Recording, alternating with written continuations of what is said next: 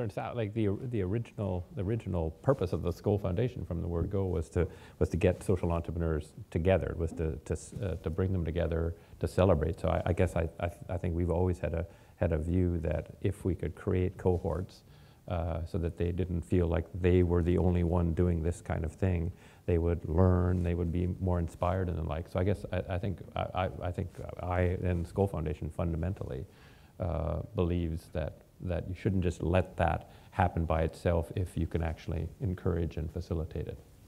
Yeah, one of the interesting little lessons over the years is you would think it would be people who would be working on the same issue who would find one another. And it's not always the case. Often there are people working across very different issues who come together because they see things the same way. They're having the same kinds of issues with policymakers, or the same kind of issues with business, or they are business and they're having the same kind of issues with NGOs. So the way people find each other and the way they strike those relationships to create those networks for actually advancing the ball is actually very interesting. So I think that's picking up your team of teams idea, the network approach. At the same time, I think we need the intimacy and the trust of getting to know one another face to face. And so that's also part of what this forum and the way we intentionally gather social entrepreneurs with